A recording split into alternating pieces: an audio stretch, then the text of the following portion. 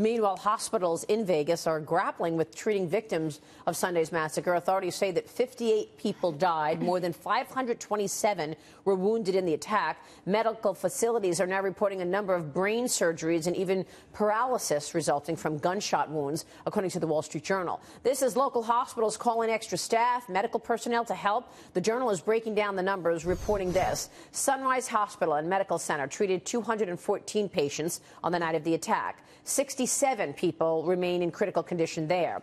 The University Medical Center of Southern Nevada took in more than 100 victims. That's approximately 50 have still not been discharged. They're still there. And 3 St. Rose Dominicans Hospital facilities treated 61 patients, 5 of whom are in critical condition at a Siena facility. Meanwhile, a show of support of witnesses of the Vegas massacre applauded first responders at the Tropicana Hotel. I want to bring in community ambulance paramedic Oscar Monterosa. Oscar, thank you very much for weighing in this morning. And you were working at the concert when the shooting occurred. Walk us through the first moments on the scene. Well, initially it was extremely chaotic. The first patient came through the medical tent, and at that time I knew that a lot more patients were going to start coming in, so I began getting trauma supplies ready and just getting ready for the swarm of patients. Do you feel that you have what you need? I mean, how much pressure or challenge are you facing on the medical side of things with the swarm of people that unfortunately had come in? Well, for me, being the paramedic, initially I was the highest level of care in that tent, so there's a lot of leadership responsibilities on my end.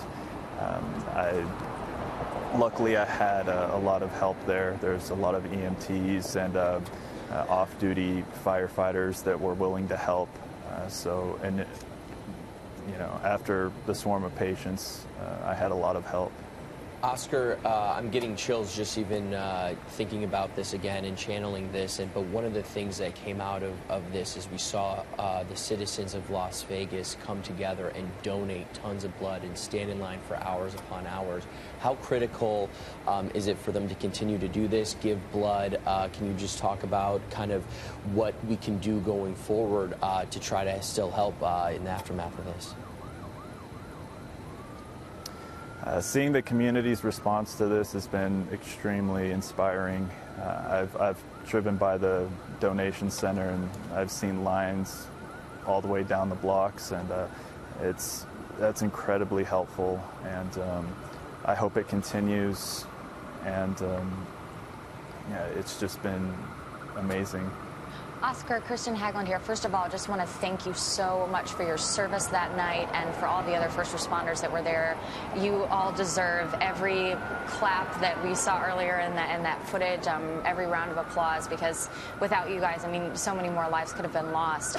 My question to you is, there are, as Maria said earlier in this segment, there's still so many people suffering in the hospital who are going to be living a life maybe completely paralyzed, suffering with other long-term chronic injuries that are going to be very expensive over their lifetime, not to mention dealing with the trauma of this attack. Can you just talk a little bit about, some of the, what happens after an attack like this for the people who remain, who do survive, and just how challenging life can be after that? Well, being there at the medical tent, I saw most of the injuries that were sustained. There was a lot of chest wounds, a lot of shots to the head, upper extremities, things that are consistent with, gunfire from above. So luckily, myself and every other individual there at the event applied tourniquets to extremities, and those interventions are life-saving. Just stopping that bleed is the most important thing that you can do. So my hopes are that everyone recovers well, and There really are no words, Oscar. We realize that. We realize there are no words here. But let me ask you about this renewed call for bulletproof vests and helmets for first responders. I mean, vests with heavy plates may be able to stop a bullet fired from an assault rifle or machine gun, right? But these calls have been met with controversy. What do you see here? How critical could this equipment be in terms of saving lives of first responders in an attack like this one? There's really nothing we can do to prepare for situations like this. You know, I think we did the best that we could with what we had. You know, it's something that we never expect to happen, so it's difficult for me to, you know, comment on anything regarding that. Oscar, I just wanted to say thank you for what you did and for what you do. And how are you holding up?